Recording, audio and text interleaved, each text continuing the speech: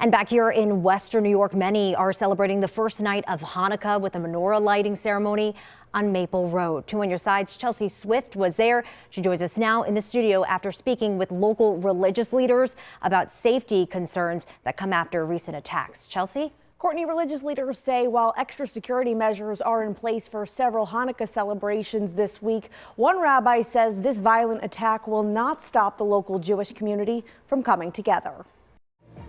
For more than 40 years, Western New Yorkers have come together for a menorah lighting ceremony in Amherst. One rabbi from the Shabbat House of Buffalo took the opportunity to reflect on the mass shooting that happened at a similar religious gathering in Sydney, Australia on Saturday. He says while a security plan is necessary, he believes it's equally important for community members to spread a message of kindness. Obviously, you have to take security measures and enforcement and whatever it takes that these things shouldn't occur, from a security perspective. But what each one of us could do in our own lives in spreading kindness and love and unity and warmth, that's something that each one could do in their own community, in their own home.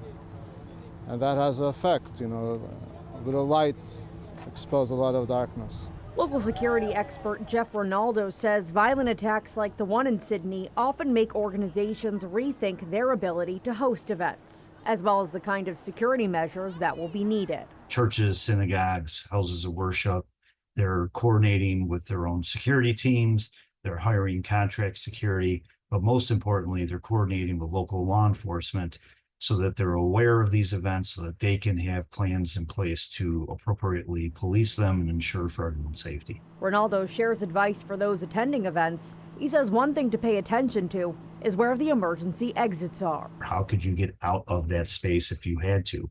Pay attention to your surroundings. If you see something suspicious, if you see somebody acting differently than the intent of the event, their behavior doesn't line up with why you happen to be at this particular event, report it to someone, whether it's security, an event organizer, law enforcement.